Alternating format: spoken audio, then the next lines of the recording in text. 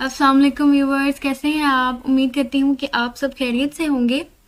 आज हमारा product listing का पार्ट 2 है, जिसमें मैं आपको बताऊंगी कि प्रोडक्ट का जो कंटेंट हमने क्रिएट करना है उसमें हमने कौन कौन सी चीज़ें मद्देनज़र रखनी है। लास्ट क्लास में मैंने आपको बताया था कि प्रोडक्ट का डिटेल पेज जो होता है उस पर कौन कौन सी चीज़ें शो हो रही होती हैं और कौन कौन सी नहीं। आज हम देखेंगे कि हमने प्रोडक्ट का डिटेल पेज का फ्रंट एंड हमने डिस्कस कर लिया था। इसके बैक एंड्स में कौन सी सर्च टर्म्स लगती हैं, कौन से ऐसे कीवर्ड्स होते हैं जिनकी वजह से हमारी प्रोडक्ट की लिस्टिंग जो है वो रैंक होती है, बूस्ट होती है, वो हम उनकी क्या वर्थ है, क्या वैल्यू है, मैं आज वो बताऊंगी अपनी क्लास में। उसके बाद हम इमेज गाइडलाइंस देखेंगे कि इमेज जो हम लोगों ने प्रोडक्ट की फोटोग्राफी करवानी होती है या अमेजोन के ऊपर प्रोडक्ट की जो इमेजेस हम अपलोड करते हैं उनकी क्या गाइडलाइंस हैं और किस तरह से उनकी फोटोग्राफी करवानी चाहिए। उसके बाद लिस्टिंग इमेजेस की जो है रिकमेंडेशन वो क्या क्या है वो भी देखेंगे हम। उसके बाद हम देखेंगे what is GTIN, global trade item number. ये क्या चीज़ है, इसको भी मैं इन डिटेल आपको बताऊंगी ये कि ये नंबर क्या होता है, ये बारकोड किस काम आता है और इसको हम कहाँ से खरीदते हैं। वेयर टू बाय GTIN वो भी हम देखेंगे। उसके बाद हम डिस्कस करेंगे कि व्हाट इज SKU, कि एक SKU क्या होता है। अब हम मूव करते हैं अपने मेन टॉपिक पर, जो कि है बैकएंड सर्च टर्म्स।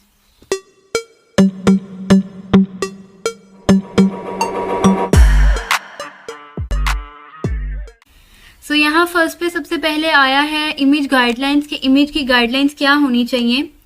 जब भी हमने कोई पिक्चर अपलोड करनी होती है अमेज़न के ऊपर अपनी शॉप पे, अपनी शॉप की, अपनी प्रोडक्ट की जो इमेजेस हम लोग लगाते हैं उनको हम लोगों ने किस क्राइटेरिया पे बेस रख के तो हम लोगों ने उसको फाइनल करना होता है, वो मैं आपको कुछ थोड़ा बहुत बता देती हूँ इसमें। कि आपकी प्रोडक्ट जो होती है, आपकी प्रोडक्ट की इमेजेस जब तक अच्छी ना हो, करेक्ट ना हो, जब आपकी प्रोडक्ट की इमेजेस जो है अमेज़न की गाइडलाइंस को फुलफिल ना कर रही हो, तब तक अमेज़न क्या करता है, आपकी लिस्टिंग को, आपकी शॉप को एक्टिव नहीं करता। ठीक है। उसके अलावा आपकी पिक्चर्स जो होती हैं उनकी वजह से आपकी शॉप एक्टिव नहीं होती। सबसे पहला हमारा जो पॉइंट आ गया कि आपने पिक्चर्स हमेशा वो रखनी है जो कि अमेज़न की गाइडलाइंस को पूरा कर रही हो। उसके बाद हम देख लेते हैं कि choose image that are clear, information rich and attractive. अब इसमें क्या है कि आपकी पिक्चर जो होती है वो हमेशा क्लियर होनी चाहिए, कोई उसके पिक्सल फटे ना हो, कोई उसकी मतलब बिल्कुल HD होनी चाहिए, कोई उसकी रेजोल्यूशन में कोई इशू ना आ रहा हो। ठीक है। एक तो क्लियर होनी चाहिए, उसके बाद इंफॉर्मेशन रिच, मतलब आपकी प्रोडक्ट के अंदर आपने फोटोग्राफी उसकी ऐसी करवाई होनी चाहिए कि उस पिक्चर को देखकर ही समझ आ जाए कि इसका यूज क्या है, ये प्रोडक्ट किस चीज के इस्तेमाल में आती है। और अट्रैक्टिव होनी चाहिए क्योंकि आपने अपनी इमेजेस और टाइटल से ही लोगों को, कस्टमर्स को अपनी तरफ अट्रैक्ट करना होता है। नेक्स्ट हमारे पास आ जाता है product must fill at least 85% of images. अब आपको एक इमेज का जो एरिया मिलता है 100% एरिया, उसमें जो आपकी प्रोडक्ट शो हो रही होती है वो 85% प्रोडक्ट ने आपकी इमेज को कवर किया होना चाहिए। इसका मैं आपको एक जो है ना एग्जांपल दिखा देती हूँ। यहाँ पर अमेज़न का एक मैंने सेलर ओपन कर लिया है यहाँ पर, तो आप यहाँ पर देख सकते हैं कि इसकी इमेज का जो एरिया है वो ये है। ठीक है। ये वाला एरिया जो है वाइट वाइट, यहां तक इसकी इमेज है। लेकिन अगर आप इसकी प्रोडक्ट ऊपर देख रहे हैं तो इसकी प्रोडक्ट ने 85% इसकी इमेज का एरिया जो है कवर किया हुआ है। ये हाथ भी बीच में आ रहा है, ये सोप डिस्पेंसर ने फुली तौर पे अपनी जो है ना जगह, एरिया फिल किया हुआ है 85%। ठीक है। तो आपकी प्रोडक्ट जो है वो इमेज के एरिया में 85% फिल कर रही हो। उसके बाद जो है image must be a photo not a drawing and must not contain exclude accessories. इसमें क्या है कि आपकी जो पिक्चर है वो एक फोटो होनी चाहिए, ना कि आपने ड्राइंग बना के प्रोडक्ट की वो अपलोड करनी है, ना ही आपने कोई 3D चीज यूज करनी है कि इमेज की 3D फोटोग्राफी करवाई और वो आपने जो है ना अपलोड कर दी, और ना ही कोई ऐसी चीज आपने इमेज में ऐड करनी है जो कि आपकी प्रोडक्ट में नहीं है। ठीक है। कोई आपने साथ में ग्लास रखा हुआ है, कोई आपने साथ में चम्मच प्लेट रख दी है, सिर्फ वो एक मतलब शोखी मारने के लिए, तो वो नहीं करना आपने। सिर्फ प्रोडक्ट की इमेज होनी चाहिए और इमेज में सिर्फ और सिर्फ आपकी प्रोडक्ट ही शो होती हो। उसके बाद आ जाता है जी नेक्स्ट है इमेज मस्ट बी 1000 पिक्सल। हाँ, ये जो है आपकी पिक्चर की ये जो है ना रेजोल्यूशन वो बता रहा है, पिक्सल्स बता रहा है कि आपकी इमेज के जो पिक्सल्स हैं लॉन्गेस्ट साइड में जो है ना वो 1000 पिक्सल होने चाहिए और शॉर्टर साइज में 500 पिक्सल्स होने चाहिए, कि अगर आप उसको जूम करते हैं जब, तो आपकी पिक्चर के जो पिक्सल्स हैं वो ना फटे। अगर आप यहाँ पर देखें Amazon के ऊपर, तो आप जिस भी सेलर को ओपन करते हैं उसकी इमेज जो है वो जूमेबल होती है। या आप कर्सर लेकर जाते हैं जब प्रोडक्ट के ऊपर, तो यहाँ पे आपको साथ में वो जूम करके दिखा रहा होता है और आप देख सकते हैं कि इसकी प्रोडक्ट की इमेजेस जो है जरा भी इसके पिक्सल्स नहीं फट रहे, हमेशा वो बिल्कुल अच्छी जो है ना HD लुक ही दे रहे होते हैं।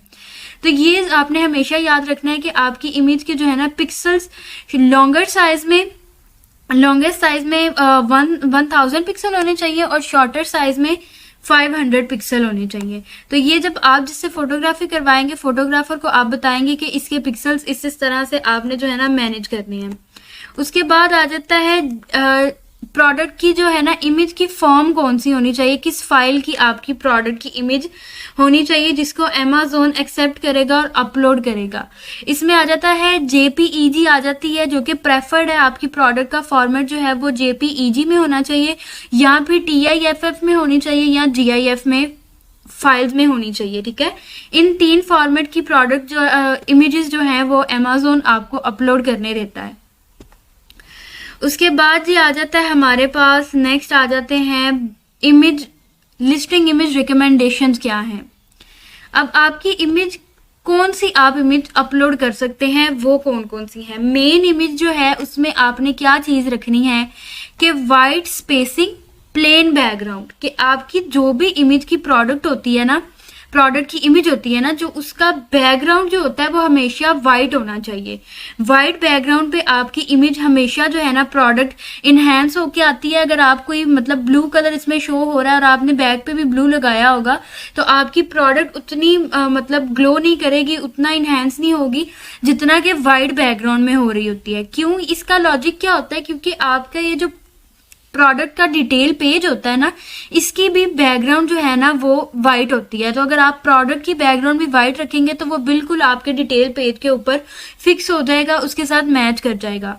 तो डिटेल पेज ये इमेज की जो रिकमेंडेशन है वो ये है कि आपकी वाइट बैकग्राउंड में प्रोडक्ट शो हो रही हो, मेन इमेज जो है वो व्हाइट बैकग्राउंड में हो। सेकंड इमेज जो आ जाता है उसमें ब्रांडिंग और पैकेजिंग की इमेज हो। सबसे पहली जो मेन इमेज शो हो रही होती है उसमें आपकी प्रोडक्ट की इमेज आ गई, ठीक है, उसमें आपकी प्रोडक्ट की फोटो खींची हुई है वो उसमें आपने लगा दी। जो सेकंड पिक्चर आपने शो करनी है उसमें आपने ब्रांडिंग या पैकेजिंग की बतानी है कि अगर आप मुझसे ये प्रोडक्ट बाय करते हैं तो मैं इसको किस तरह से आपको पैक करके भेजूंगा। ठीक है, तो सेकंड इमेज जो होगी हमारी वो पैकेजिंग की हो गई। उसके बाद थर्ड इमेज जो है वो ऑनवर्ड आपकी लाइफस्टाइल की, कि अगर आप इसको डेली यूज में चीज ये किस तरह से आती है, इस चीज का क्या इस्तेमाल है लाइफस्टाइल में, इसकी इमेजेस आपने कुछ खींच लेनी है। उसके बाद आ जाती है इन्फोग्राफिक्स, प्रोडक्ट स्पेसेस और फीचर साइज इन्फोग्राफिक्स ये वो। अब प्रोडक्ट की जो है ना आपने फीचर्स बताने होते हैं कि मतलब वो खुल किस तरह से जाती है। अगर आपने उसको धोना हो प्रोडक्ट को तो वो आप उसको किस तरह से खोलेंगे, उसकी साइजेस बताएंगे वो इंचेस वगैरह की एरो वगैरह लगा के, तो वो आपको जो है आपका फोटोग्राफर अच्छी सी पिक्चर्स बना के दे देगा, लेकिन गाइडलाइंस आपने यही फॉलो करनी है। उसके बाद आ जाती है प्रोडक्ट की वीडियोस। अगर आपका ब्रांड रजिस्टर्ड होगा अमेजोन के ऊपर तो अमेजोन आपको ये भी अलाउ करता है कि आप अपनी प्रोडक्ट की जो है ना एक वीडियो बना के भी इमेजेस में ऐड कर सकते हैं। और अगर आपका ब्रांड रजिस्टर नहीं है तो फिर आप वो ऐड नहीं कर सकते, आपको ब्रांड रजिस्टर करवाना पड़ेगा वीडियो यूज करने के लिए। उसके बाद आ जाता है rendered images, angled images, real time uses images. Rendered images जो हो गई वही प्रोडक्ट की इमेजेस आ जाती हैं कि आपने प्रोडक्ट की इमेज लगा दी, या उसके बाद आप एंगल्ड इमेजेस के आपने एक तरफ लेफ्ट से पिक्चर ले ली, दूसरी आपने राइट से पिक्चर ले ली। रियल टाइम यूजेस इमेजेस के आप लाइफस्टाइल में आप डेली यूज में घर में किस तरह से उस चीज को यूज करते हैं। उसके बाद इन्फोग्राफिक्स, वही आपने बताना है कि अगर आपने इसको धोना है या आपने इसका साइज बता दिया, इसकी फीचर बता दिए, तो ये चीजें आपने जो है ना अपनी इमेज की गाइडलाइंस में यूज करनी है, और इन्हीं गाइडलाइंस के ऊपर आपने अपनी इमेजेस को जो है ना पूरा उतारना है। नेक्स्ट हम देख लेते हैं कि बैकएंड सर्च टर्म्स क्या होता है। अब बैकएंड सर्च टर्म्स क्या होती हैं कि आपकी प्रोडक्ट जो होती है उसका आपने डिटेल पेज जो है, फ्रंट एंड का तो आपने डिज़ाइन कर लिया कि आपने टाइटल लिख दिया है, टाइटल में आपने उसके बाद बुलेट पॉइंट्स लिख लिए, उसके बाद आपने लिख लिया जी कि इसकी डिस्क्रिप्शन कैसी है, फिर पिक्चर्स देख ली। लेकिन अब जो बैकएंड सर्च टर्म्स होती हैं ना वो होते हैं कीवर्ड्स होते हैं आपके, ठीक है। लेट्स सपोज कि अगर आपकी प्रोडक्ट जो है वो एक सोप डिस्पेंसर है, उसका कलर ब्लैक है, ठीक है, और मैं एज अ कस्टमर जा रही हूँ अमेजोन के ऊपर और मैंने जाके सर्च बार में लिखा है कि सोप डिस्पेंसर इन ब्लैक कलर, ठीक है। तो अगर आपकी प्रोडक्ट के डिटेल में बैकएंड पे, अमेजोन के बैकएंड पे आपकी प्रोडक्ट डिटेल में आपने कहीं पे soap dispenser black colour word use किया होगा, तो मैं जब सर्च करूंगी तो मेरे सर्च रिजल्ट में आपकी प्रोडक्ट जो है वो पहले, दूसरे, तीसरे, चौथे, या आप कह सकते हैं कि पहले पेज में कहीं पे भी आपकी प्रोडक्ट शो हो जाएगी, ठीक है। सर्च टर्म्स जो होती हैं वो आपके कीवर्ड्स होते हैं, आपकी एसईओ होती है, सर्च इंजन ऑप्टिमाइजेशन होती है, जो कि आप किसी भी प्रोडक्ट की करते हैं, ठीक है। आप उसको बूस्ट करने के लिए, उसको रैंक करने के लिए अच्छे अच्छे कीवर्ड्स पीछे लगाते हैं अमेजोन की डिटेल पेज के, जिससे आपकी प्रोडक्ट की लिस्टिंग जो है ना वो बूस्ट होती है। हम देखते हैं कि ये कहाँ कहाँ पे आप यूज कर सकते हैं। तो आप इसको अपनी प्रोडक्ट के टाइटल में यूज करते हैं। सबसे पहले जो है कीवर्ड्स को आप प्रोडक्ट के टाइटल में यूज करते हैं, जिसमें आप बताते हैं कि प्रोडक्ट का कलर क्या है, आप बताते हैं कि प्रोडक्ट का साइज क्या है, आप बताते हैं कि प्रोडक्ट का मेन नेम क्या है। उसके बाद आप प्रोडक्ट के बारे में थोड़ा बहुत बता देते हैं कि ये फ्लेक्सिबल है, ये है, जो कि मैंने आपको लास्ट वीडियो में बता भी दिया है कि टाइटल को आपने किस तरह से डिजाइन करना है। तो आप अपने टाइटल में कीवर्ड्स यूज करते हैं, उसके बाद आप बुलेट पॉइंट्स में कीवर्ड्स यूज करते हैं। अब कीवर्ड जो है वो आपकी प्रोडक्ट का नाम ही होता है, लेकिन आप उसके साथ डिफरेंट एक दो वर्ड्स यूज करके तो आप उसको एक प्रॉपर कीवर्ड बना लेते हैं कि सोप डिस्पेंसर अगर ये है तो इसका ये इतने इंचेस का है, ठीक है। सोप डिस्पेंसर वर्ड यूज हो गया, उसके बाद आप सोप डिस्पेंसर लिख देते हैं और उसके बाद उसके साथ आप लगा देते हैं कि ये पिंक कलर में है, ये ब्लू में है, ये ट्रांसपेरेंट है, तो कुछ भी, ठीक है। तो उसी तरह से कस्टमर अगर अमेजोन के सर्च बार में जाकर लिखता है तो आपकी प्रोडक्ट उसको शो होना स्टार्ट हो जाती है, और ये आपकी प्रोडक्ट की एसईओ होती है, ठीक है, सर्च इंजन ऑप्टिमाइजेशन होती है ये।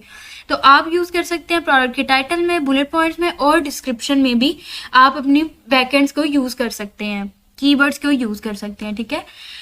उसके बाद आ जाता है Amazon backend are hidden search terms that can be added to product listing to boost its visibility.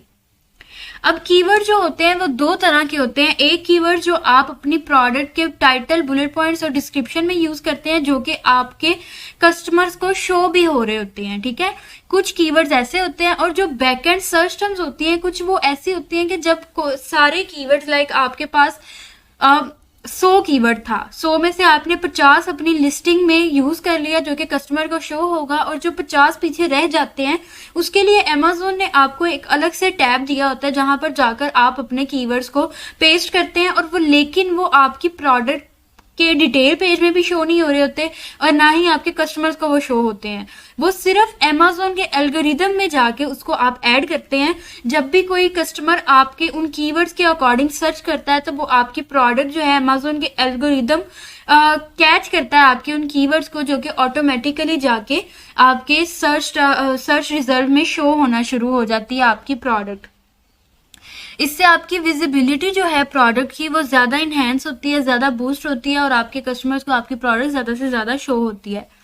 उसके बाद आ जाता है the backend search files on a seller central account play a crucial role in Amazon SEO. वही मैंने आपको बता दिया कि जो आपकी बैकएंड सर्च टर्म्स हैं वो आपकी एसईओ में, अमेजोन के एल्गोरिदम में आपकी प्रोडक्ट को बूस्ट करने के लिए बहुत ज्यादा अच्छा एक इम्पॉर्टेंट रोल जो है ना प्ले करती है। These keywords are not visible to the user visiting your product। वो भी मैंने आपको बता दिया कि ये जो बैकएंड्स होती हैं ये आपके कस्टमर्स को शो नहीं होती, सिर्फ अमेजोन के एल्गोरिदम में हम इसको ऐड करते हैं। उसके बाद आ जाता है total length of the search term that is limited to less than 250 bytes. 250 bytes भी कैरेक्टर्स, बाइट्स जो होती हैं वो कैरेक्टर्स जैसी ही होती हैं, जो कि मैंने लास्ट वीडियो में भी आपको बताया कि आपका एक अल्फाबेट जो होता है वो एक कैरेक्टर होता है। यहाँ पे भी एक अल्फाबेट, एक बाइट जो है वो आपका एक कैरेक्टर होगा, ठीक है। अगर आप किसी वर्ड में, मतलब कैरेक्टर वर्ड में अगर आपके 6-7 अल्फाबेट्स यूज हो रहे हैं तो वो आपके कैरेक्टर्स हो गए। बाइट में अगर 4 यूज हो रहे हैं तो वो आपके कैरेक्टर्स हो गए, ठीक है। 4 कैरेक्टर्स को यूज करके आपका एक वर्ड बन जाता है। इसी तरह से आपके एक बाइट को यूज करते हुए आप अपने कीवर्ड्स बनाते हैं। आपके जो बाइट्स की लिमिट होनी चाहिए आपके बैकएंड सर्च टर्म्स में वो 250 है कि आप 250 अल्फाबेट्स यूज कर सकते हो। अब उनसे आप कितने वर्ड्स बनाते हैं वो आप पे डिपेंड करता है, ठीक है। और बैकएंड कीवर्ड जो है वो हम निकालना भी इंशाल्लाह देखेंगे कि किस तरह से इसको हम लोगों ने सर्च करना है और किस तरह से ये फाइंड करेंगे, वो भी हम देखेंगे इंशाल्लाह फर्दर जरूर।